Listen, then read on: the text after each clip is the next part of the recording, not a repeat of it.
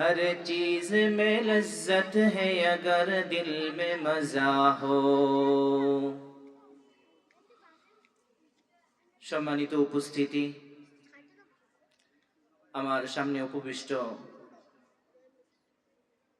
প্রিয় শ্রোতাবৃন্দ, মুরব্বিয়ানে কেরাম, প্রিয় যুবক ভাই, আমার স্নেহের ছোট ভাইয়েরা, স্টেজে উপবিষ্ট উলামায়ে কেরাম এবং তোলাবে আজিজ, এবং আমার আড়ালে মাইকের আওয়াজ যেখানে যাচ্ছে, যাদের কানে যাচ্ছে, আমার প্রিয় মা ও বোন সহ বাসা বাড়িতে, বাসা বাড়ির বাইরে, রাস্তায় চলাচলরত, দোকানে ব্যবসারত আমার ব্যবসায়ী ভাই বোনরা যারা আছেন, সকলকে আমার পক্ষ থেকে আসসালামু আলাইকুম ওয়া রাহমাতুল্লাহি ওয়া বারাকাতুহু। আল্লাহ রাব্বুল আলামিন আপনাদের সকলের উপর শান্তি বর্ষিত করুক, সকলে বলেন আমিন। আল্লাহ রাব্বুল আলামিনের অসংখ্য শুকরিয়া যে আল্লাহ রাব্বুল আলামিন আমাকে আপনাকে এখনো পর্যন্ত হায়াতে বাঁচিয়ে রেখেছেন, সুস্থ রেখেছেন, এবং এই হায়াত এবং সুস্থতা নিয়ে আমি আপনি বর্তমান সময়ে আমার আপনার জিন্দিগিতে যত ধরনের কাজ আছে, যত ধরনের ব্যস্ততা আছে, সকল ধরনের ব্যস্ততাকে একপাশে ঠেলে আল্লাহ আমাকে আপনাকে আমাদের হায়াত এবং সুস্থতা নিয়ে আল্লাহ রাব্বুল আলামিনের সবচেয়ে পছন্দনীয় জায়গা, সবচেয়ে পছন্দনীয় মজলিসে বসার তৌফিক দান করেছেন। এজন্য অন্তরের অন্তঃস্থল থেকে উচ্চারণ করি আলহামদুলিল্লাহ। আমরা জানি আল্লাহ রাব্বুল আলামিনের কাছে সবচেয়ে সম্মানিত জায়গা, পছন্দের জায়গা হলো মসজিদ। সবচেয়ে পছন্দের জায়গার নাম কি ভাই? মসজিদ। তো মসজিদ কেন পছন্দের জায়গা? বলে মসজিদে আল্লাহকে সেজদা দেওয়া হয়। কি দেওয়া হয়? সেজদা। সেজদার স্থানকে মসজিদ বলে। তো সেজদা দেই আমি আল্লাহকে, মানে আমি আল্লাহকে স্মরণ করি। আল্লাহ রাব্বুল আলামিনকে স্মরণ করার পৃথিবীতে যত পদ্ধতি আছে, সবচেয়ে উত্তম পদ্ধতি হলো সেজদার মাধ্যমে আল্লাহকে স্মরণ করা। বলি সুবহানাল্লাহি ওয়া বিহামদিহি। তো আমি আল্লাহর স্মরণ নিয়ে মসজিদে যাই, এবং প্রতিটি মানুষ এই স্মরণ নিয়ে মসজিদে যায় এবং সাজদার মাধ্যমে সবচেয়ে উত্তমভাবে আল্লাহকে স্মরণ করে। তো আল্লাহকে যে জায়গায় শুধু স্মরণ করতেই যাওয়া হয়, এটা যখন মসজিদ হয়, বলে এই জায়গাটা আল্লাহর কাছে সবচেয়ে প্রিয় হয়ে যায়। বলি সুবহানাল্লাহ। খুব সূক্ষ্মভাবে যদি লক্ষ্য করি, বলে এই জায়গায় শুধুমাত্র যদি কোনো এক বিল্ডিং, কোনো এক ভবন বানানো হয় আর সেখানে লেখা হয় মসজিদ, কিন্তু সেইখানে কেউ সেজদা দেয় না, সেখানে কেউ নামাজ পড়ে না, বলে তারপরেও কি এটার মূল্য এরকম থাকবে? শুধু লেখার দ্বারা ওই মসজিদ মসজিদ হবে না। আবার কোনো একটা জায়গায় ওইখানে হয়তো সাইনবোর্ড লাগানো হয় না এই মসজিদের, কিন্তু নিয়মিত ওইখানে মানুষ আসে, আল্লাহকে স্মরণ করে, নামাজ আদায় করে, ওই জায়গার নাম কি হয়ে যাবে? মসজিদ হয়ে যাবে। তো এই জায়গায় মূলত মসজিদ শব্দটা লেখার সাথে সম্পর্ক না, মূল হলো আল্লাহকে স্মরণ করা। তো এইভাবে যদি আমরা লক্ষ্য করি, তাহলে দেখব যে আল্লাহকে যে বান্দা যে জায়গায় স্মরণ করে, বলে ওই জায়গা এবং ওই বান্দা ওই জায়গায় দামি হয়ে যায়। বলি সুবহানাল্লাহ। তো আমরা এই মজলিসে আসছি, বলে এই মজলিস হইতেছে একটা বিদ্যালয়ের মাঠে। বলে এই মাঠের মধ্যে ওইরকম তো কোনো বিশেষত্ব নাই যে এখানে আসলে বলবো যে উত্তম এক মজলিসে বসছি। বলে মজলিস উত্তম হয়েছে এই মাঠের কারণে না, বলে মজলিস উত্তম হয়েছে এইখানে আমরা যে উদ্দেশ্যে আসছি আর বসছি। আসা আর বসা সে এক কারণ, যে কারণে আমরা মসজিদে যাই আল্লাহকে স্মরণ করতে। বলে এইখানে আসছি, এইখানে প্যান্ডেল হয়েছে, বলে প্যান্ডেলের ভেতরে যারা আছে, স্টেজের উপরে যারা আছে, বলে এই মজলিসে যারাই আসতেছে এর একমাত্র উদ্দেশ্য হওয়া চাই যে আল্লাহকে স্মরণ করার জন্য আসতেছে। আর এই মজলিসটা কায়েম করাই হয়েছে এই জন্য যে বিশেষভাবে আল্লাহকে স্মরণ করা হবে, ওয়াজের মাধ্যমে, নসিহাতের মাধ্যমে, কোরআনের মাধ্যমে, হাদিসের মাধ্যমে আল্লাহকে স্মরণ, আল্লাহর এই স্মরণ যেন আমাদের হৃদয়ে থাকে, এবং এই স্মরণ নিয়ে আমরা যেন আমাদের জীবনে কামিয়াব হইতে পারি। শুধু এই জীবন না ভাই, এই জিন্দিগির পরের যে জিন্দিগি, ওই জিন্দিগিতেও যেন কামিয়াব হইতে পারি। বলে এইটার জন্যই আসলে আমার এবং আপনার এখানে আসা। কিন্তু যে সময় আমরা আসছি, এই সময়ের দিকে যদি লক্ষ্য করি, এখানে আমার আপনার যেমন কাজ ছিল, এখন মাগরিবের পরের এই সময়টা সবারই বিভিন্ন রকম কাজ আছে। যে ছাত্র সে পড়াশোনা করতেছে, ব্যবসায়ী ভাইরা ব্যবসা বাণিজ্য করতেছে, বলে মাগরিবের পরের সময়টা বিশেষ গুরুত্বপূর্ণ সময়, বিশেষ গুরুত্বপূর্ণ সময়। অবহেলা করে অযথা এই সময়কে কেউ নষ্ট করে না, কিন্তু এই সময়ের গুরুত্ব আসলে কে কিভাবে দিবে ওইটা ওই ব্যক্তির উপর নির্ভর করে। বলে সে কোন জিনিসকে নিজের জীবনের জন্য গুরুত্ব ভেবেছে, ওই জিনিসের উপরে সে তার সময়কে ব্যয় করবে। তা আমরা এখানে যারা এসেছি জীবনকে কাজে লাগানোর জন্য এসেছি, জীবনকে কামিয়াব করার উদ্দেশ্যে এসেছি। যে ছাত্র পড়ালেখা করতেছে জীবনকে কামিয়াব করার উদ্দেশ্যে পড়ালেখা করতেছে, তা আমরা আসছি, তা আমাদেরও কিছু পড়ালেখা হওয়া উচিত কি উচিত না? উচিত। কিছু পড়াশোনা যেন হয়ে যায়, কিছু দর্স তাদরিস এখানে কায়েম হয়ে যায়। একটা বাচ্চা যেমন আলিফ বা তা করে কায়দা শিখতেছে, আস্তে আস্তে কোরআন পড়বে, ক খ শিখতেছে, আস্তে আস্তে কবিতা পড়বে, গদ্য পড়বে, পদ্য পড়বে, এ বি সি ডি শিখতেছে, আস্তে আস্তে প্যারাগ্রাফ লিখবে, বিভিন্ন রকম ইংরেজি বক্তৃতা, বিভিন্ন শিক্ষায় সে অগ্রগামী হবে। তো এরকম ভাবে আজকের এই মাগরিবের পরে এখানে বৈশা বড় আলেম তো হয়ে যাইতে পারবো না, অতটুকু নিশ্চিত।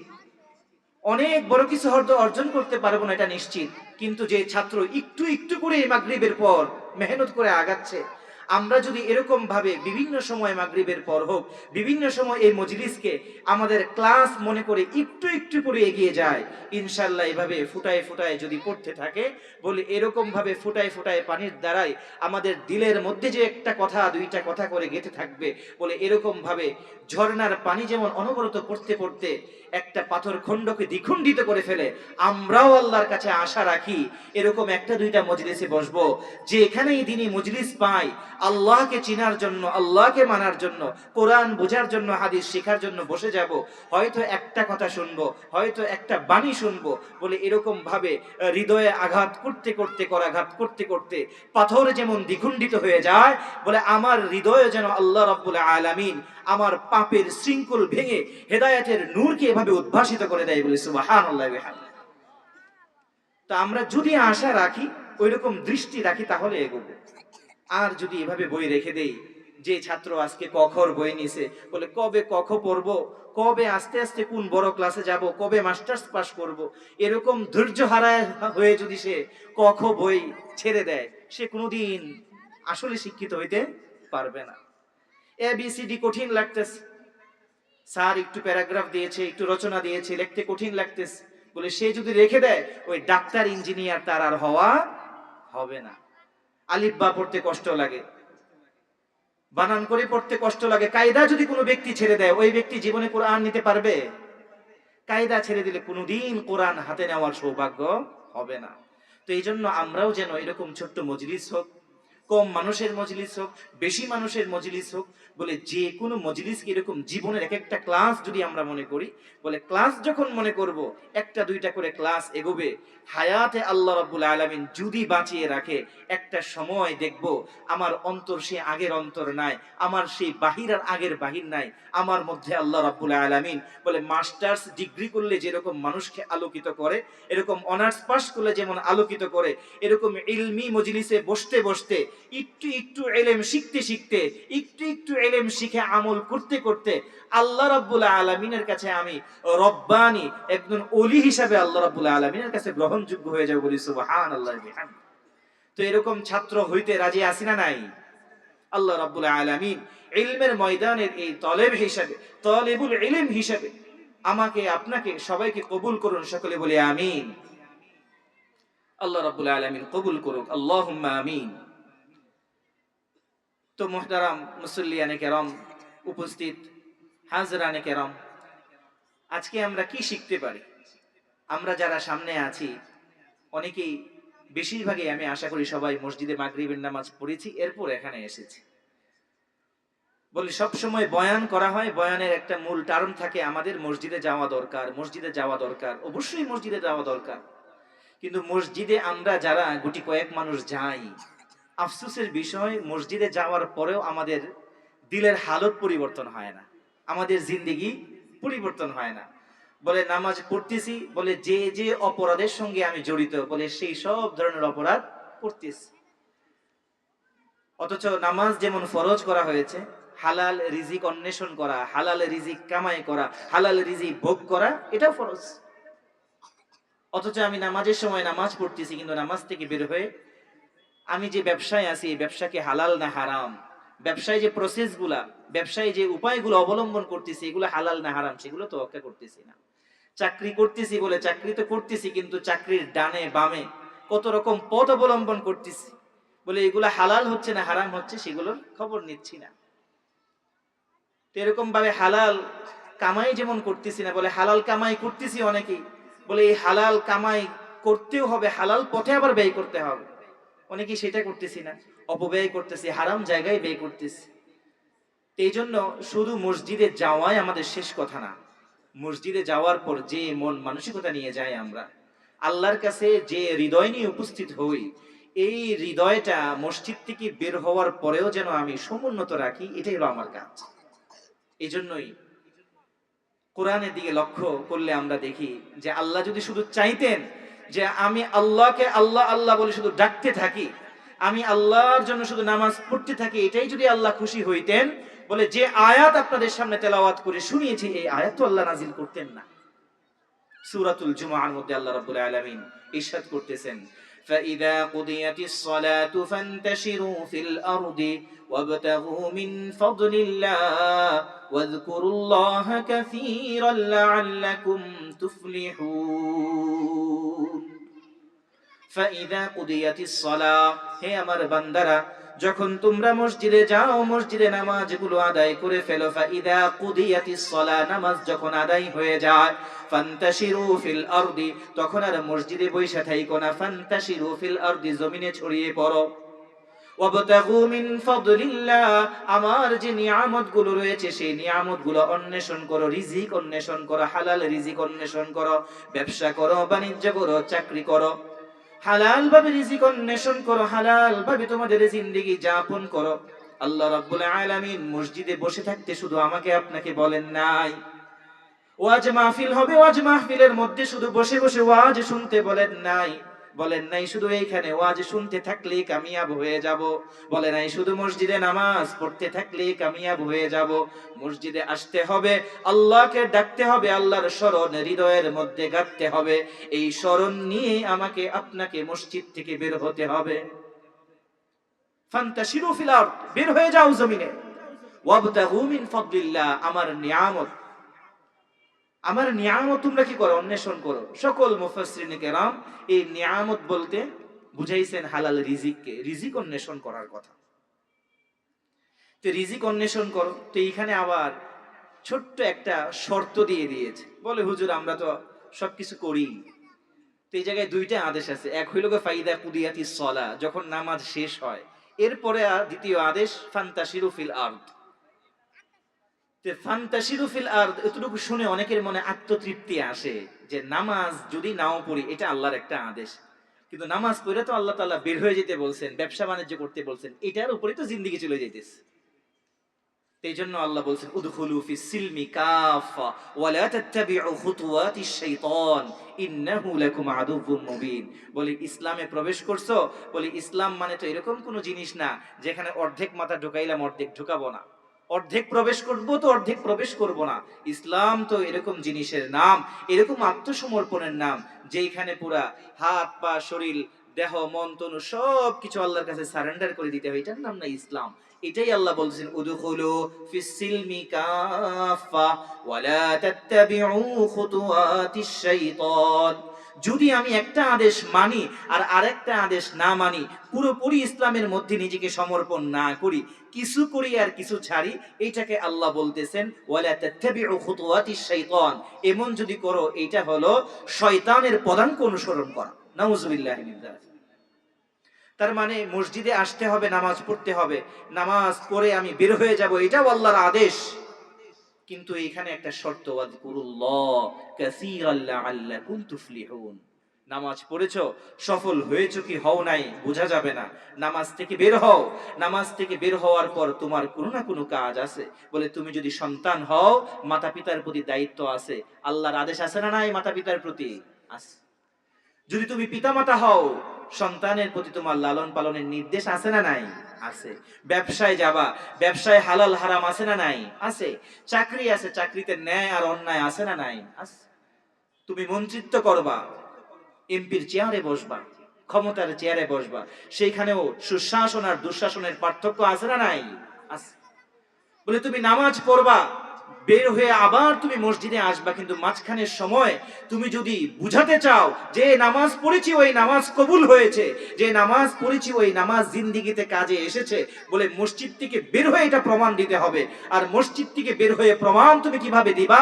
যখন তুমি আমার এই নিয়ামত গুলো অন্বেষণ করবা, পিতা হিসেবে নিজেকে আবিষ্কার করে নিয়ামতের অংশীদার হবা, সন্তান হিসেবে নিয়ামতের অংশীদার হবা, ব্যবসায়ী, বাণিজ্য, চাকরিতে, যে কোনো জায়গায়, ছাত্র, শিক্ষক, যে কোনো পেশায় গিয়ে তুমি নিজেকে আবিষ্কার করবা, যে কোনো জায়গায় যাবে বলে সবটাই আমার নিয়ামত। বলে নিয়ামত তো তখন নিয়ামত হবে যখন ওয়াজকুরুল্লাহ কাসীরান লাআল্লাকুম তুফলিহুন, যখন তুমি প্রত্যেকটা কাজে যাবা আর আল্লাহকে স্মরণ করবা, যে কোনো বিষয়ে যাবা আল্লাহকে স্মরণ করবা।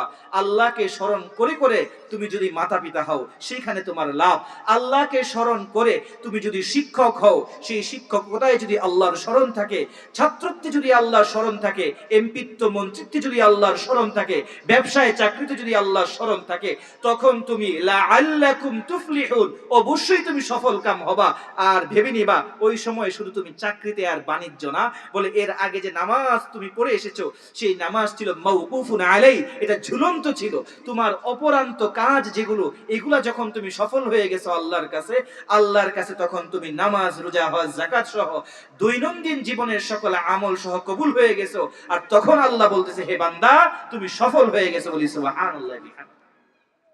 তার মানে বুঝলাম মসজিদে বসে থাকতেই হবে এটা আমার কাজ না। আজান দিবে, মসজিদে যাব, নামাজ পড়বো, ইবাদত হবে, চলে আসবো। ব্যবসা করা, বাণিজ্য করা, আমরা মনে করি হুজুরদেরকে দেখলে বলি, হুজুর আপনি তো দিনের রাস্তায় আছেন, আমরা দিনের রাস্তায় নাই। এটা একটা ভুল কথা। মাদ্রাসায় যারা পড়ে তাদেরকে দেখলে মনে হয় আপনারা তো দিনের জায়গায় আছেন, আমরা দিনে নাই। এটা ভুল জিনিস। আমরা মনে করছি দিন আছে শুধু মসজিদ আর মাদ্রাসা। দিন কি মসজিদ আর মাদ্রাসার জিনিস? যে মুমিন হবে তার জন্যই দিন। ইন্না দীনা ইনদাল্লাহি ইসলাম, এই পরিপূর্ণ বিধান ইসলাম প্রতিটি মুমিনের জন্য। কিন্তু আমি কেন বলতে পারি না যে আমি দিনের মধ্যে নাই? কারণ আমি যে ব্যবসা বাণিজ্য করি ওইখানে দিন নাই, আমি যে চাকরি করি সেখানে দিন নাই, আমি যে শিক্ষকতা করি সেখানে দিন নাই। সব জায়গায় দুনিয়ার ধান্দা ঢুকে গেছে। তো আল্লাহর স্মরণ থেকে যখন বের হয়ে এগুলা করি, বলে একজন হিন্দু টিচার আর মুসলমান টিচারের মধ্যে পার্থক্য থাকে না, একজন হিন্দু পিতা মাতা আর মুসলমান পিতা মাতার মধ্যে পার্থক্য থাকে না যদি আল্লাহর জিকির না থাকে। আর আল্লাহর জিকির যখন থাকবে, বলে এই সাধারণ প্রত্যেকটা কাজের মধ্যে আল্লাহ রাব্বুল আলামিনের ইবাদতের সওয়াব দিবেন। বলি সুবহানাল্লাহ। এই জন্য প্রিয় উপস্থিতি, আজকে আমরা অতটুকু সবক আমরা অন্তরে গেঁথে নেই যে আমরা যতক্ষণ জিকিরের মজলিসে থাকি, মাহফিলে থাকি, মসজিদে থাকি, মাদ্রাসায় থাকি, বলে এইটা তো একেবারে জাহিরি ভাবে দ্বীনি পরিবেশ নিঃসন্দেহে। কিন্তু জিন্দিগি যদি আমার দ্বীনি জিন্দিগি হইতে হয়, আমার জীবনটা যদি সত্যিকার অর্থে ইসলামী জীবন হইতে হয়, বলে শুধু এই ধরনের মাহফিলগুলোতে উপস্থিতি আমার শেষ কথা না।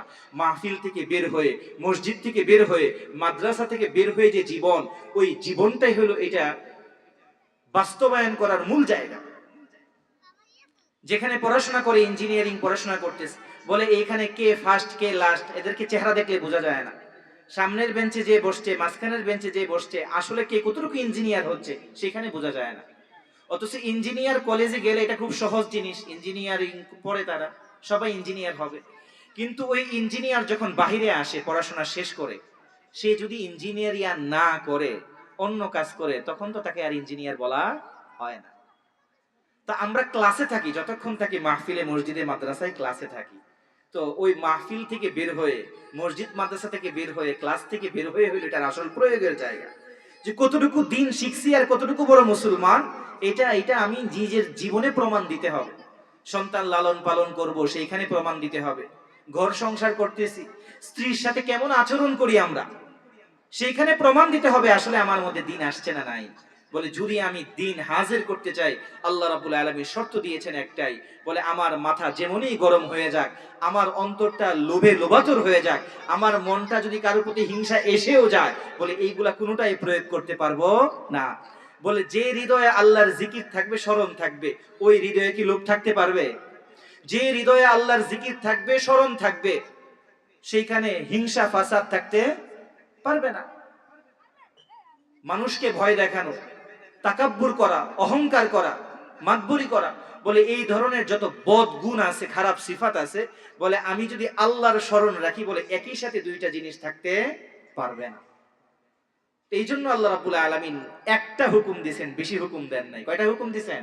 একটা হুকুম, যে মসজিদ থেকে বের হও, যত জায়েজ কর্মপন্থা আছে সব অবলম্বন করো, কিন্তু শর্ত একটা, আমাকে ভুলো না। আমাকে যদি ভুলো, বলে আমাকে ভুললে আর তুমি থাকবা না, তোমার যে পরিচয় সেই পরিচয় আর বাকি থাকবে না। তো এই জন্য জিকিরের অর্থ আসল হলো আল্লাহকে সব সময় দিলের মধ্যে কি করা? গেঁথে নেওয়া, স্মরণে থাকা। এই জিকির যদি সব সময় মানুষের অন্তরে জারি থাকে, ওই মানুষ কোনোদিন গুনাহ করতে পারবে না। শয়তান প্ররোচনা দিবে, লোভ আসবে, হিংসা আসবে, বিভিন্ন রকম সিচুয়েশন তৈরি হয়ে যাবে, কিন্তু ওই আল্লাহর জিকির আমি যদি কায়েম রাখি না, আল্লাহ আছে, আল্লাহ দেখতেছে, সব কিছুর একদিন হিসাব হবে। فمن يعمل مثقال ذرة خيرا يرى ومن يعمل مثقال ذرة شرا يرى। যা যা করতেছি জাররা জাররা করে আমার সামনে হাজির করে দেওয়া হবে। তো এই জিকির, এই স্মরণ যখন থাকবে, এটা হবে আসল জিকির। বলে এছাড়া আমরা যে জিকির জানি, বলে এটা হলো জাহিরি জিকির। জাহিরি জিকিরের ভিতরে সবচেয়ে বড় জিকির হলো নামাজ। সবচেয়ে বড় জিকিরের নাম কি ভাই? নামাজ। এরপর হলো কোরআন তেলাওয়াত। কোরআন তেলাওয়াতকেও সবচেয়ে উত্তম জিকির বলা হয়েছে। এরপর আমি আপনি যে জিকিরকে সহজ কথা বললে জিকির আমার কানে আসে, চোখে ভাসে, যে সবাই মিলে জিকির করতেছি, লা ইলাহা ইল্লাল্লাহ, লা ইলাহা ইল্লাল্লাহ, লা ইলাহা ইল্লাল্লাহ। বলে এই যে লা ইলাহা ইল্লাল্লাহর জিকির করতেছি মুখে, বলে এইটাও জাহিরি জিকির। নামাজে জাহিরি জিকির, কোরআন তেলাওয়াতে জাহিরি জিকির। এই যে জিকির মুখে উচ্চারণ করতেছি, এইটাও বাহ্যিক জাহিরি জিকির। কিন্তু এই জিকির কেন করি? এই এত জিকিরের প্র্যাকটিস, বলে সকল ইবাদতকেই জিকির বলা হয়। বলে জিকির এই জন্য বলা হয়, এই শব্দটা কেন দিল? এই শব্দটা এই জন্যই দিছে যে এই জিকিরের মূল জায়গা হলো অন্তর। কোথায় ভাই? অন্তর। যেন আমি বাহ্যিক এই জিকির করতে করতে করতে করতে অন্তরের জিকির আমার কখনো বন্ধ না হয়। কারণ আমি যদি অন্তরের জিকির বন্ধ করে দেই, আল্লাহর সাথে কানেকশন কেটে যাবে। আর আল্লাহ থেকে কানেকশন যখন কেটে যাবে, বলে আল্লাহ তো সব কিছুর মালিক, আমার মালিক, আমার বাপের মালিক, মায়ের মালিক, 14 গোষ্ঠীর মালিক, যত মানুষ আছে সব মানুষের মালিক, সকল জীব জন্তুর মালিক, আকাশের মালিক, বাতাসের মালিক, পাহাড়ের মালিক, সাগরের মালিক, নদীর মালিক, যা দেখি যা দেখি না সবকিছুর মালিক আমার আল্লাহ। আমি তো আল্লাহর সৃষ্টি, যা দেখি আর যা দেখি না সবকিছুই সৃষ্টি। তো এই সৃষ্টি তো আমার কোনো উপকার করতে পারবে না। যিনি স্রষ্টা, আমাকে যদি দেয়, বলে তিনিই দিবেন। আমার থেকে যদি কিছু কেড়ে নেন, পৃথিবীর কেউ কিছু কেড়ে নিতে পারবে না, তিনিই কেড়ে নেবেন। আর তিনি যদি আমাকে কিছু দেন, বলে এইটা ফিরাবে এরকম কোনো শক্তি এই পৃথিবীতে নাই। আর তিনি যদি আমার কাছ থেকে কোনো কিছু কেড়ে নেন, বলে সেইটা আমাকে ফিরাইয়া দিবে, ওই রকম মানুষ এই পৃথিবীতে জন্মগ্রহণ করে নাই, কোনো সৃষ্টি আল্লাহ রাব্বুল আলামিন বানান নাই। তো স্রষ্টার থেকে যখন আমি বিচ্যুত হয়ে গেলাম, মূলত আমি সবকিছু হারায় ফেললাম। এই জন্যই সদর সাহেব শামসুল হক ফরিদপুর রহমতুল্লাহ আলাইহি খুব উক্তি করতেন যে নাকি দুনিয়ার সব কিছু পেয়েছে কিন্তু আল্লাহকে পায় নাই, দুনিয়ার সব কিছু পাইছে আল্লাহকে পায় নাই, সে কিছুই পায় না। আর যে নাকি দুনিয়ার কিচ্ছু পায় নাই, শুধু আল্লাহকে পাইছে, বলে সে সব কিছু পাইছে। বলি সুবহানাল্লাহ বিহামদি, মাল্লাহুল মাওলা ফালাহুল কুল। যে পেয়েছে রব, সে পেয়েছে সব। বলে এরকম নজির পৃথিবীতে অহরহর আছে, যারা সব কিছু ছেড়ে আল্লাহর জন্য হয়েছে, পুরো পৃথিবী তাদের জন্য হয়ে গেছে। বলি সুবহানাল্লাহ বিহামদি। সাহাবায়ে কেরাম রাদিয়াল্লাহু তাআলা আনহুম থেকে শুরু করে পরবর্তী তাবিঈন, তাবিঈন, আইম্মায়ে মুজতাহিদিন, সালফে সালিহিন, বুজুর্গানে দ্বীন, উলামায়ে কেরাম, আউলিয়ায়ে কেরাম অনেক ঘটনা বর্ণনা করেছেন, অনেক ঘটনার নজির পেশ করেছেন যে তারা যখন তাদের জিন্দেগি সবটুকু আল্লাহর জন্য উজাড় করে দিয়েছেন, বলে পুরা পৃথিবীকে তাদের জন্য আল্লাহ নিয়োজিত করে দিয়েছেন, বলি সুবহানাল্লাহ ওয়া বিহামদিহি। হযরত আবু বকর রাদিয়াল্লাহু তাআলা আনহুর এই ঘটনা কে না জানি ভাই। যখন নবীজি বললেন কার কাছে কি আছে নিয়ে আসো, দ্বীনের জন্য সহযোগিতা করো, তো সবাই কম বেশ নিয়ে আসছেন। তো কে কি নিয়ে আসছেন এগুলো আবার বর্ণনা করতেছেন যে হুজুর আমি এই নিয়ে আসছি, এই অবস্থা। আবু বকর রাদিয়াল্লাহু তাআলা আনহুকে যখন নবী জিজ্ঞেস করলেন, হে আবু বকর কি নিয়ে আসছো, তো আবু বকর রাদিয়াল্লাহু তাআলা আনহু কি উত্তর দিলেন? বলে কি নিয়ে আসছেন এটার উত্তর দেন নাই, উনি বলছে ঘরে আল্লাহ আল্লাহর রাসূলকে রেখে আসছি, বলি সুবহানাল্লাহ ওয়া বিহামদিহি। বলে ওনার জিন্দেগিতে যা আছে সবই নিয়ে এসে পড়ছে, ওনার যা ছিল সব নিয়ে আসছে। কিন্তু আমরা তো এই সব যে শব্দটা, এই সবের উপরেই দেখি এগুলোর উপরে আমার জীবন চলে, এইটা আমার বেতন, এইটা আমার ডিপোজিট, এইটা আমার সেভিংস, এটা আমার মেয়ের বিয়ের জন্য টাকা, এইটা ওইখানে যাওয়ার জন্য টাকা, ওইটা ওই জমানোর জন্য টাকা, ওইটা ঘুরতে যাওয়ার জন্য টাকা, যে এখানে হাত দিব জীবন জানি কোন দিক থেকে হারায়া যায়। ওর দিক থেকে যদি বলি ওই দিক থেকে দেন, বলে ওইটা দিলে মেয়ের বিয়ে হবে না, ওইটা দিলে কি হবে না, সামনের মাসের বাজার হবে না, ওইটা দিলে ওই যে ফ্ল্যাটের কিস্তি দেওয়া হবে না। বলে আমাদের জিন্দেগি আমরা সাজায় রাখছি ঘর ভর্তি এরকম। আর আবু বকর সব বের করে ফেলছে, সব বের করে নবীজির সামনে রেখে বলতেছে ঘরে কাকে রেখে আসছে? শূন্য ঘর না। আমরা যে শূন্যতাকে ভয় করি, আবু বকর সেই শূন্যতাকে জয় করেছেন, বলেছেন আমি আমার এই শূন্য ঘর শূন্য বলতেছি না, আমি তো ঘরে রেখে এসেছি আমার আল্লাহ এবং আল্লাহর রাসূলকে, বলি সুবহানাল্লাহ বিহামদিহি। তো আবু বকর সবকিছু দিয়ে দিলেন।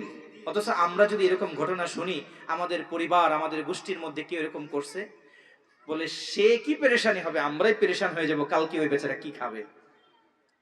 তা আবু বকর রাদিয়াল্লাহু তাআলা আনহুর জিন্দেগি তো শেষ, তো ওনার জিন্দেগি কেমন ছিল তো আল্লাহ দেখায়া দিছেন। তা আবু বকর দিছেন, দেওয়ার পর মৃত্যুবরণ করছেন তো অনেক বছর পর। তো যখন মৃত্যুবরণ করেছেন তখন তার পদবীর নাম কি আমরা জানি? আমরা দুনিয়াতে মেম্বার হই, চেয়ারম্যান হই, এমপি হই, মন্ত্রী হই, তো এরকম পদ আছে না ভাই? আছে তো। তা আবু বকর রাদিয়াল্লাহু তাআলা আনহু সব দিয়ে দিয়েছেন, উনি তো সর্বশান্ত হয়ে গেছিলেন। তো উনি তো সর্বশান্ত হওয়ার কথা, এই ব্যক্তিকে তো খুঁজে পাওয়ার কথা না। কিন্তু উনি তো নিজেকে সর্বশান্ত ঘোষণা করেন নাই, উনি তার শূন্যতা পূর্ণ করেছেন আল্লাহ এবং আল্লাহর রাসূল দিয়ে। তো এটার ফলাফল কি হয়েছে? বলে আবু বকর রাদিয়াল্লাহু তাআলা ইন্তেকাল করছেন বাদশা হিসেবে, বলি সুবহানাল্লাহ বিহামদিহি। তিনি খলিফাতুল মুসলিমিন, মুসলমানদের খলিফা। সবচেয়ে বড় পদ, এই পদের ভিতরে রেখে আল্লাহ রাব্বুল আলামিন দুনিয়া থেকে নিয়েছেন। সব যে আল্লাহর রাস্তায় দিয়ে দিছে, আল্লাহ তাকে কোথায় বসাইছে? খলিফার আসনে সমাসীন করেছেন।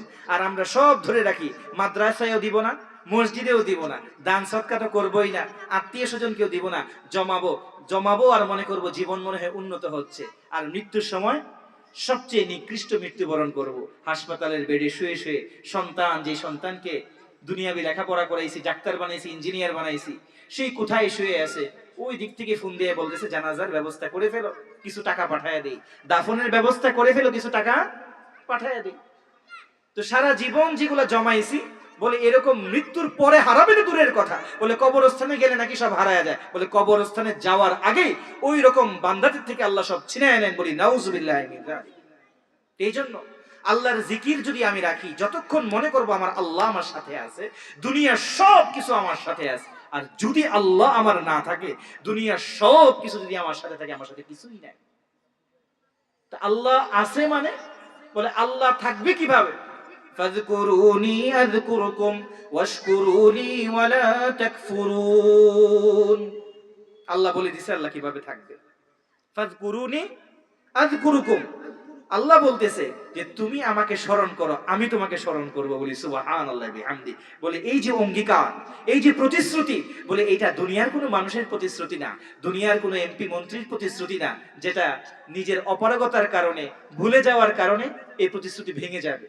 ইন্নাল্লাহা লা ইউখলিফুল মিআদ, আল্লাহ তাআলা প্রতিশ্রুতির ভঙ্গ করেন না। আল্লাহ যেহেতু বলছে তুমি আমাকে স্মরণ করো, অবশ্যই আমি তোমাকে স্মরণ করব। তা আল্লাহ আমাকে স্মরণ করতে বলছেন, সাথে সাথে বলছেন তিনি স্মরণ করবেন। তার মানে আমি যদি একবার অন্তর থেকে আল্লাহকে আল্লাহ বলে ডাক দেই, খুদার কসম করে এটা বিশ্বাস আমার করতে হবে যে সঙ্গে সঙ্গে আমার আল্লাহ আমাকে স্মরণ করছেন, বলি সুবহানাল্লাহ। আল্লাহকে একবার ডাক দেন, আল্লাহ আল্লাহ আল্লাহু লা ইলাহা ইল্লা হুয়াল হাইয়ুল কাইয়্যুম।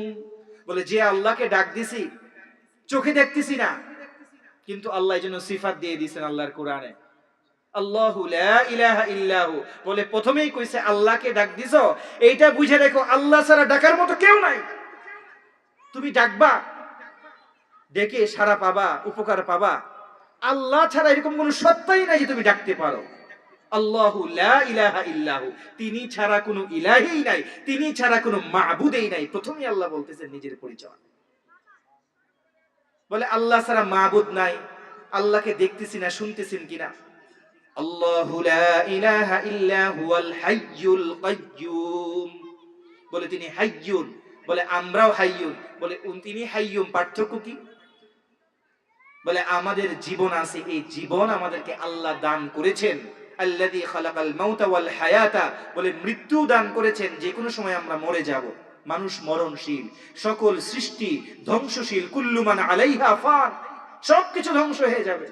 কিন্তু আল্লাহ নিজের পরিচয় দিতেছে, তুমি আমাকে স্মরণ করছো, আমাকে ডাক দিছো, আমি তোমাকে স্মরণ করছি। বলে এইটা মনে করো না যে আমি নাই। বলে আমি তো নাই নাই, কোনদিন নাই হব না। হাইয়ুল কাইয়্যুম, আমি চিরঞ্জীব, আমি চিরদিন থাকবো। এমন সময় আসবে, এমন যে সিজন যেখানে দিন শব্দও নাই, বলে সেখানে আমি আল্লাহ আছি, বলি সুবহানাল্লাহ। এই জন্য আল্লাহর পরিচয় দিতেছে কোন এক কবি, লা দিদ্দা ওয়ালা নিদ্দা ওয়ালা হাদ্দা লিমাউলা আল আনা কামা কানা ওয়ালা ইয়ালকা জাওয়ালা। লা দিদ্দা ওয়ালা নিদ্দা ওয়ালা হাদ্দা লিমাউলা আল আনা কামা কানা ওয়ালা ইয়ালকা জাওয়ালা। নাই কেহ মোর রবের সমান, নাই কেহ তার বিপরীত। ভরাট শূন্যে তিনি বিরাজ, সবকিছু তার সীমাতীত। এখন তিনি তেমনি আছেন, ছিলেন যেমন পূর্বময়। সাক্ষাতে তার আসবে না কো লুপ্ত কিংবা একটু ক্ষয়। সুবহানাল্লাহ বিহামদিহি। লা বিদ্দা ওয়ালা নিদ্দা, বলে আল্লাহর প্রতিপক্ষ হইতে পারে কেউ নাই, আল্লাহর সমকক্ষ কেউ নাই। ওয়ালা হাদ্দা লিমাউলা, আল্লাহর কোনো পরিসীমা নাই। আমাদের কাছে উত্তর দক্ষিণের পরিসীমা আছে, উত্তর দক্ষিণ আল্লাহ বানাইছেন, কিন্তু যে যে জিনিস সৃষ্টি করেন উনি তো এটার থেকে অনেক ঊর্ধ্বে। সময় তিনি সৃষ্টি করেছেন, কোন সময়ের মধ্যে তিনি আবদ্ধ না। জায়গা তিনি সৃষ্টি করেছেন, তিনি জায়গার মধ্যে আবদ্ধ না। জায়গা সময়ের অনেক ঊর্ধ্বে। অনেক নাস্তিক প্রশ্ন করে যে কিছুই ছিল না, বলে ওই সময় আল্লাহ কোথায় ছিল?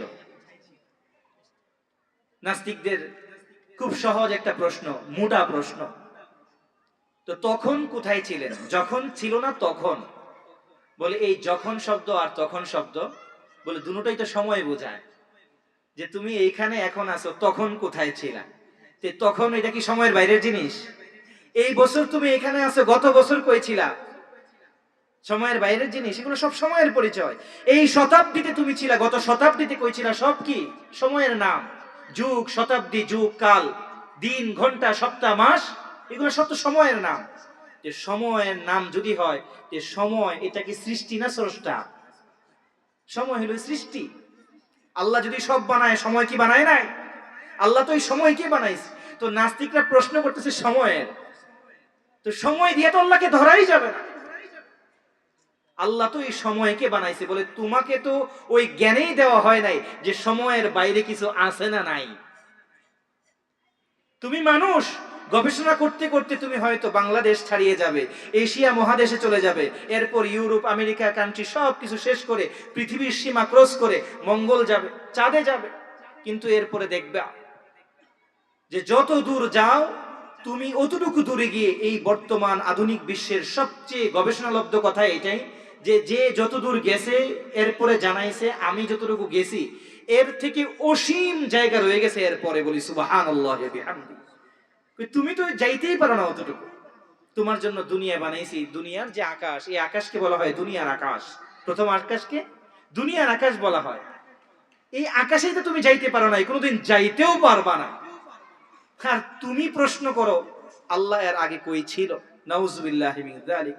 বলে তুমি যে প্রশ্ন করবা সময় দিয়ে, বলে এই সময় আর ওই সময়, বলে সময় আমি আল্লাহ বানাইছি, সময়ের বাইরে কি আছে না আছে এইটার জ্ঞান তোমার কাছে নাই, তুমি চান্দু প্রশ্ন করো আল্লাহ তাআলা কবে কোথায় ছিলেন। নাউজুবিল্লাহি মিন যালিক। তিনি অসীম, অনন্তকাল থেকে, যেটার কোনো শেষ নাই শুরু নাই, আদি অনন্ত। এজন্যই কবি খুব সুন্দর ভাষায় বলেছেন, লা দিদ্দা ওয়ালা নিদ্দা ওয়ালা হাদ্দা লিমাউলা, লা দিদ্দা ওয়ালা নিদ্দা ওয়ালা হাদ্দা লিমাউলা, আল আনা কামা কানা ওয়ালা ইয়ালকা জাওয়ালা, আল আনা কামা কানা ওয়ালা ইয়ালকা জাওয়ালা। বলে তিনি এখন কেমন আছেন, বলে আল আন, বলে যেমন আছেন, কামা কান, বলে সব সময় এমনই ছিলেন, বলে কামা কান ওয়ালা ইয়ালকা জাওয়ালা, বলে এমন কোনো দিন আসবে না যে তিনি থাকবেন না, এমন কোনো মুহূর্তই আসবে না। তো আল্লাহর সাথে যদি সম্পর্ক করতে পারি, এই সম্পর্কের নাম হবে চিরস্থায়ী সম্পর্ক। এই সম্পর্কের নাম চিরস্থায়ী সম্পর্ক। বলে এই পৃথিবীতে টিকে থাকতে হলে, পৃথিবীতে মানুষকে যে সকল বিষয় আনন্দ দেয়, মানুষের পরিচয় বহন করে, এর মধ্যে সর্বপ্রথম হলো সম্পর্ক। সর্বপ্রথম সম্পর্ক। বলে এই পৃথিবীতে আসছি, এমন কে আছে যে হাত তুলে বলবে যে আমি আমার মা ছাড়া পৃথিবীতে আসছি? এমন কে আছে বলবে যে বাবা ছাড়া পৃথিবীতে আসছি? বলে মা বাবা, বলে আসার সঙ্গে সঙ্গে কি হয়ে যায়, সম্পর্ক তৈরি হয়ে যায়। বলে একটা সম্পর্কের উপরে ভিত্তি করে আমার দুনিয়াতে আসা, এরপর পেলাম ভাই, এরপর পেলাম বোন, আস্তে আস্তে আত্মীয় স্বজন, চাচা দাদা নানা ফুফু মামা খালা, আস্তে আস্তে একটা সময় যখন বড় হইতে থাকে মানুষ, একটু বন্ধু বান্ধব হয়, এরপরে চাকরি বাকরি যখন করে কলিগা আসে, আর একটু বড় যখন হয় ব্যবসায়ী হয়, বিভিন্ন রকম অফিসের বিভিন্ন কর্মকর্তা হয়, তখন তার অবস্থানকে দৃঢ় করার জন্য বিভিন্ন নেতা নেত্রীর সাথে কি করা লাগে, সম্পর্ক তৈরি করা লাগে। তো মানুষের অস্তিত্ব কি দিয়ে, সম্পর্কের উপর ভিত্তি করে হলো মানুষের অস্তিত্ব। বলে এই সম্পর্কের উপরে মানুষের পরিচয়। সামাজিক বিজ্ঞান বলে একটা বই আছে না নাই? আছে। সামাজিক বিজ্ঞানে মানুষের পরিচয় কিভাবে দেওয়া হয়েছে, বলে মানুষ হলো সামাজিক জীব। মানুষকে কি বলা হয়েছে? সামাজিক জীব। মানে যে একা একা বসবাস করে এরকম না, সে একটা পরিবেশের মধ্যে বসবাস করে, তার মা বাবা আছে, ভাই বোন আছে, পরিবার আছে, প্রতিবেশী আছে, এলাকাবাসী আছে। তো সম্পর্কের উপর ভিত্তি করে আল্লাহ রাব্বুল আলামিন মানুষকে বানিয়েছেন। এইটা বোঝার জন্য যে খুলিকাল ইনসানু দাঈফা, আল্লাহ মানুষকে সবচেয়ে দুর্বল ভাবে তৈরি করেছেন, কিন্তু এই সম্পর্কের উপর ভিত্তি করেই যেন সে তার জিন্দেগিকে শেষ না করে দেয়। একটা শিশু, সে অবুঝ থাকতে পারে, সে ভাবতেই পারে আমি কান্না করলে মা ছাড়া দুধ দেওয়ার কেউ নাই, আমি বায়না করলে বাবা ছাড়া কেউ নাই। একটা ছোট্ট মক্তবের শিশু শুধু ভাবতে পারে যে হুজুর ছাড়া এই পড়া বলে দেওয়ার মতো আমাকে কেউ নাই। কিন্তু আস্তে আস্তে এই মানুষের ধারণা যাইতে হবে মূল সম্পর্কের দিকে। বলে যত সম্পর্কই ধরি, বলে মার কাছে ধরবো, এরকম তো কত মা আছে যে মা সন্তান জন্ম দেওয়ার সঙ্গে সঙ্গে মৃত্যুবরণ করেছে, আছে না নাই?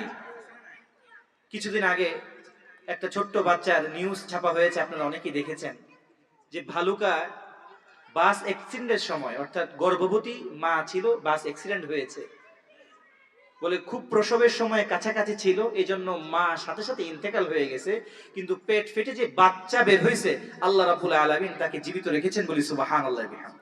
বলে জীবিতই রাখেন নাই, আল্লাহ রহম দিয়ে করম দিয়ে আল্লাহ রাব্বুল আলামিন ওই বাচ্চাকে বড় করেছেন। ওই বড় বাচ্চার ছবি ছাপা হয়েছে পেপারে। কি বুঝাইলো এটা দিয়া? যে এই বাচ্চার সবচেয়ে প্রয়োজনীয় জিনিস ছিল মা, তা আল্লাহ রাব্বুল আলামিন মাকে জন্মের সাথে সাথে নিয়ে গেছে। অসংখ্য শিশু আছে যারা পৃথিবীতে আসার আগেই পিতাকে হারায়। সবচেয়ে বড় উদাহরণ তো আমার আপনার দয়ার নবী, মায়ার নবী মুহাম্মদুর রাসূলুল্লাহ সাল্লাল্লাহু আলাইহি ওয়াসাল্লাম। আল্লাহ রাব্বুল আলামিন নবীজিকে দুনিয়াতে পাঠাইছেন, নবীজিকে পাঠানোর আগেই ওনার আব্বাকে নিয়ে গেছেন। কি বুঝাইছেন?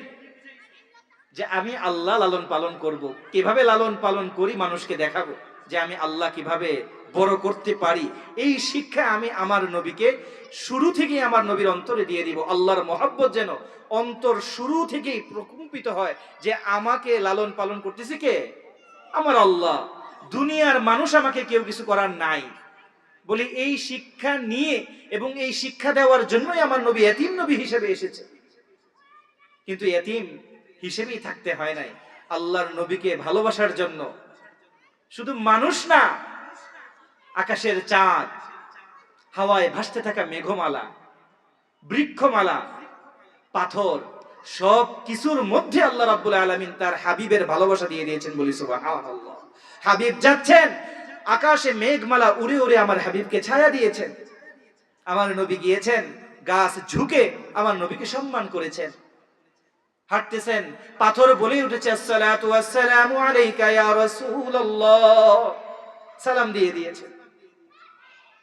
তা আল্লাহ রাব্বুল আলামিন ভালোবাসা দেখাইতে চান। আমি যখন ভালোবাসা দিব, বলে দুনিয়ার মানুষ তোমরা যেভাবে সম্পর্ক নির্ণয় করো, আমি ভালোবাসা দিব এই সম্পর্কের ঊর্ধ্বে, বলি সুবহানাল্লাহ বিহামদিহি।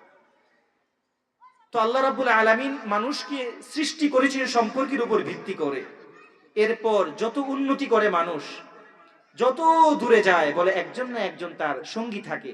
কিন্তু সব সময় যদি ওই মানুষ ধোঁকায় পড়ে যায় আর যদি মনে করে যে এই অস্থায়ী সঙ্গী আমার সঙ্গী, বলে এই মানুষ হলো সবচেয়ে বড় ক্ষতিগ্রস্ত।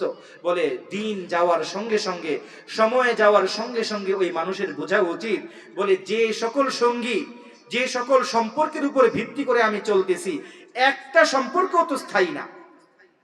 একটা সম্পর্ক স্থায়ী না। না স্থায়ী মার সম্পর্ক, না স্থায়ী বাবার সম্পর্ক, ভাইয়ের সম্পর্ক, বোনের সম্পর্ক, বন্ধুর সম্পর্ক। বলে দুনিয়াতে যারা সবচেয়ে ওয়াফা করে, সবচেয়ে যদি কৃতজ্ঞশীল হয়, বলে ইন্তেকাল যখন হয়ে যায় সে আমার আর সঙ্গী থাকে না। এই জন্য আল্লাহ রাব্বুল আলামিন বুঝাইতে চান মানুষকে, সঙ্গী তোমার দরকার, কিন্তু যত সঙ্গী তুমি বানাও সব সঙ্গী অস্থায়ী, আর একমাত্র আমি আল্লাহ হলাম স্থায়ী।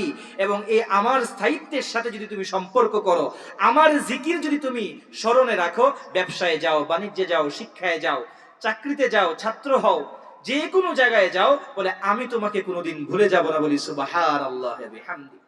তার মানে মসজিদে আল্লাহর স্মরণে যায়, মাহফিলে আল্লাহর স্মরণে যায়, বলে এইখানেই যদি আল্লাহকে স্মরণ করি, বাইরে গিয়ে যদি ব্যবসা বাণিজ্যে, দোকানে পাঠে, স্কুল বিদ্যালয়ে আল্লাহকে ভুলে যাই, বলে এটা সবচেয়ে বড় লস কার? আমার নিজের। আল্লাহর কোনো লস নাই। আল্লাহু গানিয়্যুন ওয়া আনতুমুল ফুকারা। আল্লাহ বলেছে আমি তো ধনী, আমার কারোর পক্ষে মুখাপেক্ষী না, কারোর প্রতি আমি মুখাপেক্ষী না, তোমরা সবাই ফকির, তোমাদের কারো না কারো কিছু লাগবে। বলে একজন বলে আমার অনেক টাকা আছে, বলে যতই টাকা থাক তার সন্তানের অভাব। সন্তান আছে, আবার সুসন্তান না, মদ খায়, জুয়া খেলে, মানুষের মতো মানুষ হয় না। আবার সন্তান ঠিক আছে, স্ত্রী ঠিক নাই, সন্তান স্ত্রী সব ঠিক আছে, অফিসের বস ঠিক নাই। এইভাবে মানুষের অপূর্ণতা থাকেই। মানুষ সব সময় কোনো একটা জিনিস এমন থাকে যে সে সেটা চায়। বলে এই চাওয়া শেষ হয় কখন? দুই সময়। প্রথম সময় যেটা, এটা খুব কার্যকরী, আর দ্বিতীয় সময়টা কার্যকরী না। আল্লাহ বলতেছে এই সকল চাওয়া যে মানুষ সব সময় চাইতে থাকে, বলে আলহাকুমুত তাকাসুর হাত্তা যুরতুমুল মাকাবির, বলে যে যাই চায়, বলে সব চাওয়া শেষ হয়ে যায় কবরে গেলে। কবর যখন সামনে আসে সব চাওয়া শেষ। কিন্তু ওই সময় তো চাওয়া শেষ হয়ে লাভ নাই আমার। কিন্তু এর আগেও একটা জায়গা আছে যেখানে চাওয়া শেষ হয়ে যায়। কোন চাওয়া? ওইটা হলো আল্লাহর জিকিরের জারির মধ্যে থাকা, এবং আল্লাহর জিকিরের মধ্য থেকে নিজেকে সমর্পণ করে আল্লাহর যা চাওয়া সেই চাওয়ার মধ্যে নিজেকে হারিয়ে ফেলা, বলি সুবহানাল্লাহ বিহামদিহি। যখন বান্দা বুঝবে সব কিছুর মালিক আমার আল্লাহ, সব কিছু দিছেন আমার আল্লাহ, দিতেও পারেন আল্লাহ, নিতেও পারেন আল্লাহ, দেওয়ার পরে আল্লাহ ছাড়া এটা কেড়ে নেওয়ার কেউ নাই, এরকম বিশ্বাস যখন করবে আর আল্লাহর সাথে সম্পর্ক তৈরি করবে, আর এটা ভাববে আমি যদি আল্লাহর প্রিয় হই, আমি যদি আল্লাহর কাছে চাই, বলে আল্লাহ আমার জন্য যা ভালো মনে করেন তাই দিবেন। এরকম কৃতজ্ঞশীল অন্তর যখন হয়ে যাবে কোনো মানুষের, সে রিকশাওয়ালা হোক, ঠেলাওয়ালা হোক, হুজুর হোক, শিক্ষক হোক, ইমাম হোক, খতিব হোক, যেই হোক, বলে এইরকম চাহিদা যে তৈরি করে ফেলতে পারবে যে সব কিছুর মালিক আমার আল্লাহ, আল্লাহই সবকিছু দেওয়ার, আর নিলে আল্লাহই নিতে পারেন, আর কেউ নিতে পারে না। আমাকে দেওয়ার আল্লাহ, নেওয়ার মালিকও আল্লাহ, আর আমাকে এই হালতে রাখছেন, বলে আল্লাহ তাআলা সবচেয়ে ভালো হবে এরকম হালতেই আমাকে রাখছেন। বলে আমার থেকে তো আল্লাহ বেশি ভালো বুঝেন, আমি আল্লাহর বান্দা, আল্লাহর জিকির আমি করি, তো আল্লাহ আমাকে যে হালতে রাখবেন এটা আমি বেশি বুঝবো না, আমার আল্লাহ বেশি বুঝবেন? আল্লাহ বেশি বুঝবেন। আর আল্লাহ কেমন বুঝেন, কেমন জানেন? পরে আমরা তো এই লোকে কিছু পড়লে, একটা অক্ষর পড়লে জানি, বলি এই অক্ষরের পিছনে মিথ্যা আছে না সত্য আছে ওইটাও জানি না। কিন্তু আমার আল্লাহ সব কিছু জানেন। বলে শুধু অক্ষর না, আমি আপনার অন্তরের গহীন জায়গায় কি চিন্তা করতেছি, কি লুকায় রাখছি, আল্লাহু আলিমুম বিদাতিস সুদূর, আল্লাহ সেইটাও জানেন। তো আমার হালত কি হবে এটা তো আল্লাহই সবচেয়ে ভালো জানেন। আর হালত আল্লাহই ভালো জানেন, আল্লাহ রাখছেন। যদি আমি সুখে থাকি আলহামদুলিল্লাহ, যদি দুঃখে থাকি আলহামদুলিল্লাহ। আল্লাহ তাআলা আমাকে পরীক্ষা করতেছেন, আমি যেন সুখে এভাবে খুশিতে হারিয়ে না যাই, দুঃখেও যেন পথ ভোলা না হয়ে যায়। বলে এটা হলো আমার কাজ। দুনিয়াটা আসেই দুইটা জিনিস, কষ্ট আর আনন্দ, হাসি আর কান্না। তো কষ্টে যদি থাকি, আল্লাহ আমার কাছে সবুর চাইতেছেন। সকল নবীজির কাছে, সকল নবী আম্বিয়ার কাছে কি চাইছেন? সবুর চাইছেন। আমার কাছে আল্লাহ ধৈর্য চাইতেছেন, আমি ধৈর্য ধারণ করি। আর আল্লাহ যদি অনেক কিছু দেন আমাকে, সন্তান সন্ততি হোক, টাকা পয়সা হোক, ব্যবসা বাণিজ্য হোক, তার মানে বুঝবো এখানে আল্লাহ রাব্বুল আলামিন নিয়ন্ত্রণ চাচ্ছেন, এখানেও সবুর চাচ্ছেন।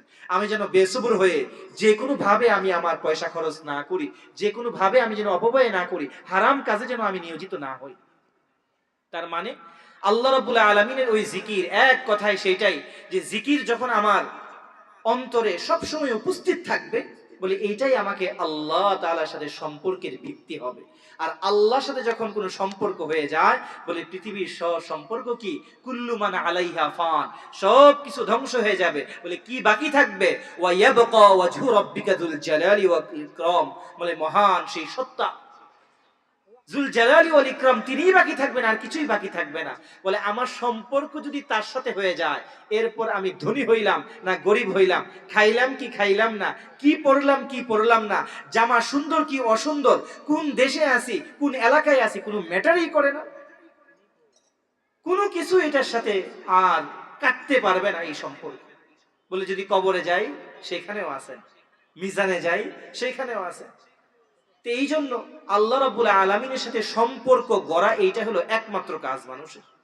মসজিদে যায় ওই সম্পর্কের পুনরাবৃত্তি করার জন্য, সেজদার মাধ্যমে, রুকুর মাধ্যমে। মাহফিলে আসছি এটা পুনরাবৃত্তি, চর্চা, কোরআন পড়বো, হাদিস পড়বো, চর্চা।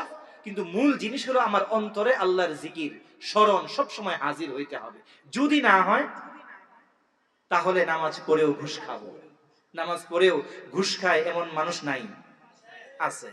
নামাজ পড়েও সুদ খায় এমন মানুষ নাই? হাদিস কোরআন সব ধরনের ইলম আছে, তারপরেও অন্যায় কাজের সাথে জড়িত মানুষ নাই? আছে। তার মানে এই সকল কাজের সাথে জড়ায়ও তারা গুনার কাজে আছে। কেন?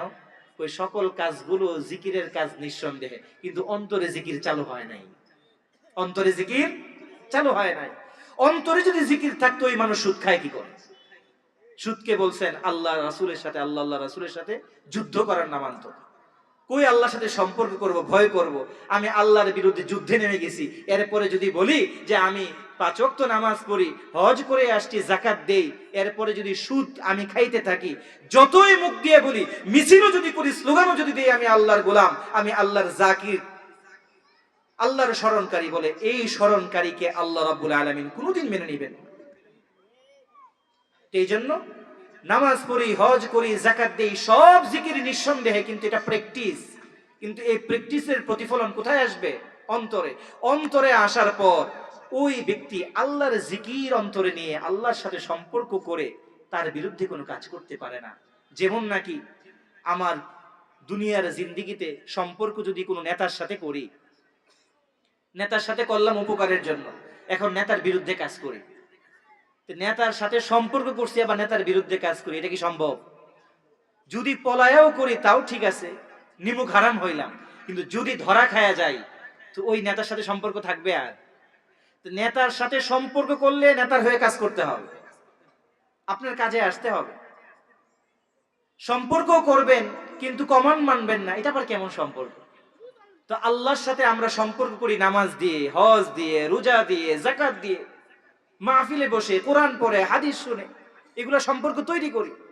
কিন্তু যদি উল্টা ভাবে চলি, তার মানে হইল গিয়া সম্পর্ক করছি কিন্তু কমান্ড মানি না। তো নেতা তো চোখে ধুলা দিতেও পারি তাদের, তারা তো সবকিছু জানে না। আসি এক নেতার দলে, মনে মনে আরেক নেতার নাম, এক দল অন্তরে আরেক দল বাহিরে, আছে না নাই? আছে। সময়ের প্রয়োজনে থাকবেই। জীবনের রাজনীতি পাল্টায়া যাবে মানুষের সময়ের রাজনীতি গ্রহণ করার জন্য। নেতা জানবে না, হয়তো কিছু সুবিধা সেও পাবে, কিছু সুবিধা আমিও পাবো, কিন্তু আল্লাহর সাথে সম্পর্ক করব আর আল্লাহকে মনে মনে খুদা হিসাবে মানবো না, রব হিসাবে মানবো না, বাহিরে বাহিরে সেজদা করব, আল্লাহ কি বুঝবেন না? আল্লাহ বুঝবেন। কারণ আল্লাহ ইন্নাল্লাহ আলিমুম বিদাতিস সুদূর, তুমি কি করো আর মনে থাকে আল্লাহ সব জানেন। এই জন্য আল্লাহর সাথে এই অপরাজনীতি চলবে না, আল্লাহর সাথে অপরাজনীতি চলবে না। সম্পর্ক করে বেওয়াফাই আল্লাহর সাথে করা যাবে না। তো আমরা সম্পর্ক আল্লাহর সাথে করছি কি করি নাই? করছি। মুসলমান, লা ইলাহা ইল্লাল্লাহু মুহাম্মাদুর রাসূলুল্লাহ, এই কালিমার বিশ্বাস আছে না নাই? মুমিন বলে নিজেকে স্বীকার করি কি করি না? করি। তার মানে সম্পর্কের দাবিদার।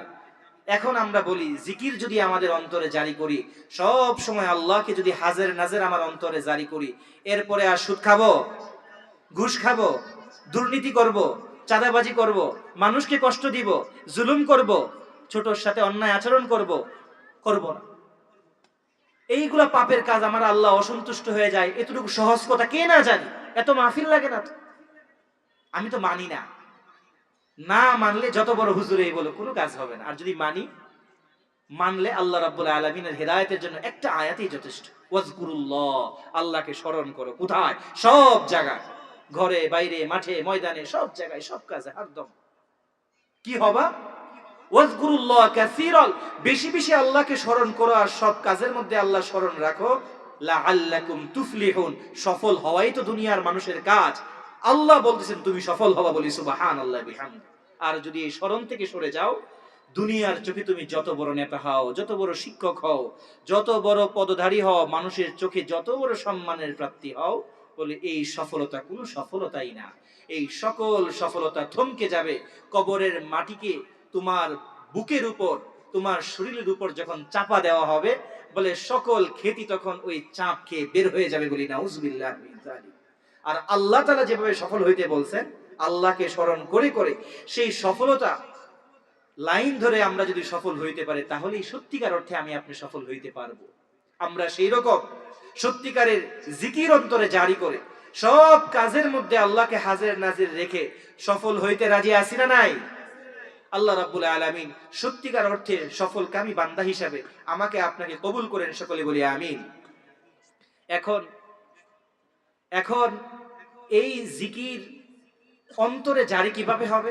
এখন কথা যদি এইটা হয়, যারা নাকি বলে যে অন্তরে আল্লাহকে মানলেই হয়, মসজিদে যাইতে হয় না, নামাজ পড়তে হয় না, রোজা রাখতে হয় না, বিভিন্ন রকম আধ্যাত্মিক মার্কা কথা বলে, বলে ইসলাম খুব চমৎকার একটা জিনিসের নাম। ইসলাম ভেতর বাহির সবটাকে চায়। ইসলাম ভেতর বাহির সবটাকে চায়। বলে অন্তর দেখা যায় কি যায় না? যায় না। অন্তর দেখা যায় না। দেখা যায় কি? আমার চেহারা দেখা যায়, চোখ দেখা যায়, বাহ্যিক অবস্থা দেখা যায়। বলে এই বাহ্যিক অবস্থায় অন্তরকে পরিবর্তন করে কিভাবে? বলে এই মুহূর্তে আমার আপনার অন্তরে নির্দিষ্ট কোনো দুঃখ নাই। ধরে নেই একটা উদাহরণ হিসাবে, এই মুহূর্তে আমার আপনার অন্তরে কোনো দুঃখ নাই, কিন্তু এই মুহূর্তে আল্লাহ না করুন রাস্তায় যদি দেখেন ছোট্ট একটা বাচ্চা দুর্ঘটনার শিকার হয়ে, রক্তাক্ত হয়ে, ছটফট করে মারা গিয়েছে, সবার মনে দুঃখ আসবে কি আসবে না? আসবে। ওই কাহিনী যেটা হয়েছে, এটা কি অন্তরে হয়েছে না বাহিরে হয়েছে? বাহিরে হয়েছে। কিন্তু এটার দ্বারা আক্রান্ত, ব্যথাক্রান্ত আমরা যে হয়েছি, এই ব্যথাটা আমাদের উপরে না বাহিরে? উপরে না বাহিরে? উপরেও না বাহিরেও না, অন্তরে। ব্যথা কোথায়? অন্তরে আমাদের ব্যথা।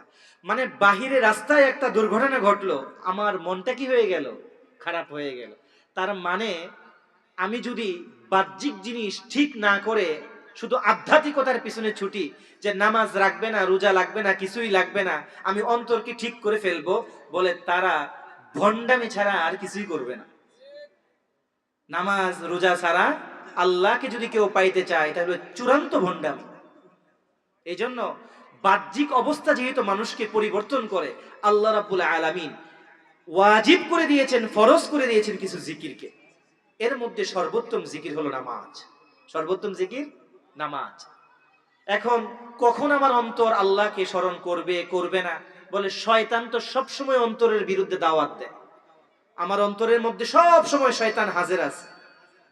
এখন আমাকে সবসময় তো হুজুররা বলবে না ভাইয়া আসেন মসজিদে আসেন, ঘরের ভিতরে কি ডেকে টেনে নিয়ে আসবে? টেনে নিয়ে আসবে না। তবলিগওয়ালারাও সবসময় আমাদেরকে পাবে না, মাদ্রাসাওয়ালারাও পাবে না, সবসময় মাহফিলও হবে না। তো মাহফিল, মাদ্রাসা, তবলিগ এইগুলা যখন চলবে তখন আমাকে হকের প্রতি ডাকে, কিন্তু শয়তান গুমরাহির প্রতি ডাকে তো 24 ঘন্টা। আল্লাহু আকবার, আল্লাহু আকবার।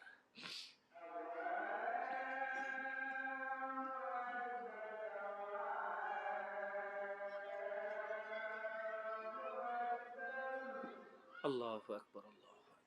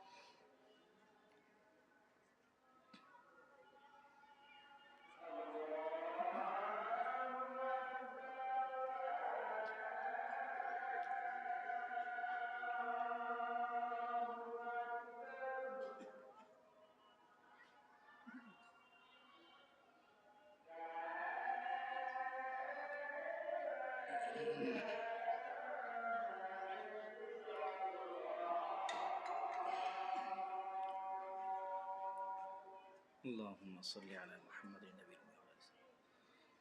اللهم رب هذه الدعوة التامة والصلاة القائمة آت محمد الوسيلة والفضيلة إنك لا تخلف الميعاد. প্রাণপ্রিয় উপস্থিতি, আমরা বলতেছিলাম যে সকল কিছুর মূল হলো আল্লাহকে স্মরণে রাখা সব সময়। কিন্তু সব সময় তো আল্লাহকে স্মরণ করার কথা কেউ আমাকে আপনাকে মনে করায়া দিবে না। উল্টা আমার আপনার অন্তরে শয়তান সব সময় ধোঁকা দিতেই থাকবে, 24 ঘন্টা, কোনো বিরতি নাই। এই জন্যই আমার আল্লাহ অন্তরে যেন আমি আমার আল্লাহকে হাজির রাখতে পারি। যেহেতু বাহ্যিক জিনিস দিয়ে অন্তর পরিবর্তন হয়, এই জন্য আল্লাহ বাহ্যিক কিছু জিকিরকে ওয়াজিব করে দিয়েছেন, ফরজ করে দিয়েছেন। 5 ওয়াক্ত নামাজকে এই জন্য জিকির বলা হয়, সুবহানাল্লাহি ওয়া বিহামদিহি। এই জন্য এই জিকিরকে যদি কেউ তরক করে আল্লাহ রাব্বুল আলামিন কঠোর শাস্তি দেন। যেন এই 24 ঘন্টার মধ্যে 5 ওয়াক্ত নামাজ ফজরের সময় আমি পড়ে আমি যেন অন্তরে হাজির রাখি আল্লাহকে। কাজ করতে করতে যদি ভুলে যাই, পড়তে পড়তে যদি, পড়াইতে পড়াইতে যদি আল্লাহকে ভুলে যাই, জোহরের ওয়াক্তে যেন সিজদা দিয়ে সুবহান রাব্বিয়াল আলা বলে আমার আল্লাহকে স্মরণ হয়ে যায়। এরপর আমি খানা খাবো, বিশ্রাম করব, যদি ভুলে যাই আবার আসরের সময় আমি সুবহান রাব্বিয়াল আযীম বলে আমি যেন স্মরণ করি আমার আল্লাহকে। এরপরে যদি আসরের পর খেলতে খেলতে হাঁটতে হাঁটতে আল্লাহকে ভুলে যাই, মাগরিবের সময় যেন আমি আবার স্মরণ করি। এরপর এশা হবে, ঘুমিয়ে যাব দীর্ঘ রাত, যদি আমি আল্লাহকে ভুলে যাই, বলে এই সারা রাত যেন আল্লাহর জিকির অন্তরে থাকে, সারা রাতের কাজগুলো আল্লাহর মর্জি মাফিক হয়, আমার অন্তরে আল্লাহর অস্তিত্ব আমি টের পাই, এশার নামাজও আমার জন্য ফরজ করে দিয়েছেন। বলি এই যে স্মরণ, এই স্মরণ থেকে যারা বের হয়ে যাবে তারা কোনো কিছুতে কোনোভাবে সত্যিকার অর্থে আল্লাহকে হৃদয়ে ধারণ করতে আর পারবে না। তো বাহ্যিক জিনিস মানুষের অন্তরকে কি করে, পরিবর্তন করে। তো নামাজ বাহ্যিক জিকির, কিন্তু এটা আবশ্যিক জিকির। এই জিকির অবশ্যই করতে হবে, এই জিকিরের মাধ্যমেই অন্তরে জিকির চালু হবে। এই জিকির করতে রাজি আছি না নাই? আল্লাহ রাব্বুল আলামিন কবুল করুক। এবং পাশাপাশি এই জিকিরের পাশাপাশি বিভিন্ন দোয়া আজকার যেগুলো আছে প্রত্যেক নামাজের পরে পরে সেই দোয়াগুলো পড়বো আমরা। ওই জিকিরের মাধ্যমে অন্তরের শক্তি তৈরি হয়। বর্তমান জামানা অনেক পেরেশানির জামানা, অনেক ফিতনার জামানা। বাহিরে গেলে আল্লাহর কথা স্মরণে থাকবে বলে এটা তো অনেক চর্চার বিষয়, নিজের বউ বাচ্চা আছে কিনা এটাও ভুলে যায় মানুষ, এত পেরেশানির সময়। তো এই সময় যদি আমরা কিছু জিকির করি, বলে যে জিকির আমার অন্তরকে প্রশান্ত করবে, আমার মুখকে সমৃদ্ধ করবে, দুনিয়া আখেরাতকে সমৃদ্ধ করবে, এরকম জিকির আমরা শিখে শিখে 5 ওয়াক্ত নামাজ তো পড়বই, 5 ওয়াক্ত নামাজের পরে বাকি যে সময় আছে ওই সময়ে মুখে মুখে এই জিকিরগুলো করব। একটা জিকিরের কথা একদম খুতবার শুরুতেই ছোট্ট হাদিসে আমি তেলাওয়াত করেছি। অনেক জিকির আছে, তো অনেক জিকির আছে, যে কোনো জিকির দিয়ে আল্লাহকে স্মরণ করা, এটা হলো আসল কথা। যে হাদিসটি তেলাওয়াত করেছি বুখারী শরীফের সর্বশেষ হাদিস, কালিমাতানে খাফিফাতানে আলাল লিসান সাকিলাতানে ফিল মিজান হাবিবাতানে ইলার রহমান।